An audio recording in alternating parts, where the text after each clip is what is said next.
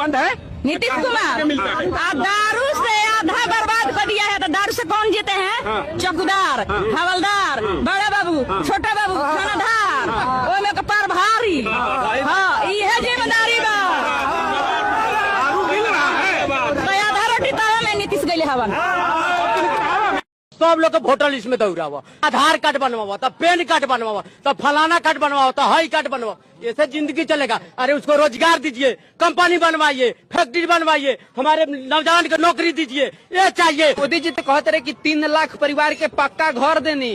उ तो आनहर बा, उ तो बड़ की ठग बा, पूरा भारत के ठग लेलक मोदी जी। सब बेच दिया, सब सरकार बेच दिया, कुछ नहीं है उसके पास। वो जुगला है और जुगला ही कर रहा है। 15 लाख रुपया तो सब गरीब का खाता में आ गए। अब आई घंटा लाख, देख लीजिए ना, देख लीजिए घंटा लाख।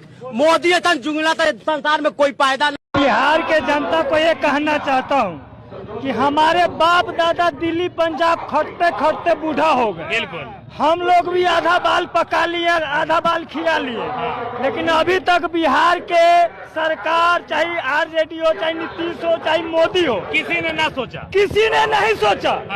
हम लोग कौन अभी प्रशांत किशोर जो गरीबों के हक और अधिकार की बात कर रहा, पलायन की बात कर रहा, शिक्षा की बात कर रहा। हमारी बिहार, गुजरात चलेगा कि बिहार चलेगा?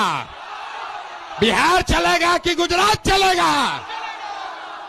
वोट हमारा, पैसा हमारा, बच्चों का पसीना हमारा, और राज आप करोगे?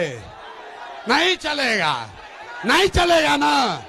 आप हमारे साथ आइए, हमारे साथ आइए, और पूरे देश के राजनीति का निडिल घुमाकर अगर बिहार के ओर न कर दिए तो आपका बेटा नहीं।